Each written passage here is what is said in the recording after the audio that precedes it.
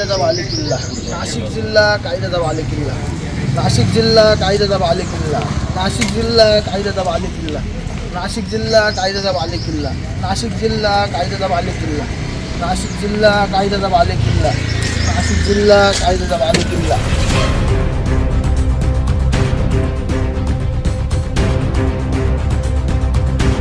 मोका अंतर्गत शिक्षा भोगत असलेला आणि 2 महिन्यांपूर्वी जामिनावर बाहेर आलेला सराईत गुन्हेगाराने मैत्रिणीच्या घरात चोरी केल्याने त्याला पुन्हा पोलिसांनी अटक केली आहे.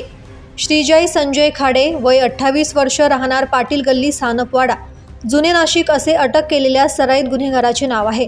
29 जानेवारी रोजी उपनगर पोलीस ठाण्यात चोरी प्रकरणी गुन्हा दाखल करण्यात आला होता.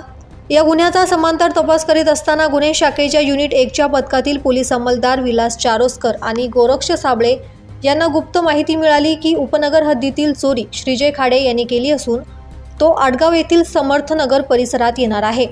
वरिष्ठ पोलीस निरीक्षक डॉक्टर अचल मुदगल यांनी वरील ठिकाणी जाऊन खात्री करून कारवाई करण्याच्या सूचना पथकाला दिल्या. त्यानुसार पथकाने समर्थनगर परिसरात सापळा रचला असता श्रीजय तिथे मिळून आल्याने पोलिसांनी शिताफीनं त्याला ताब्यात घेतले. पुढील कारवाईसाठी त्याला उपनगर पोलिसांच्या ताब्यात देण्यात आले. श्रीजय खाडेवर मोका अंतर्गत कारवाई करण्यात आली होती. तो नुकताच 2 महिन्यांपूर्वी जामिनावर बाहेर आला होता. नंतर त्याने त्याच्या मैत्रिणीच्याच घरात चोरी केल्याचे उघड झाले आहे.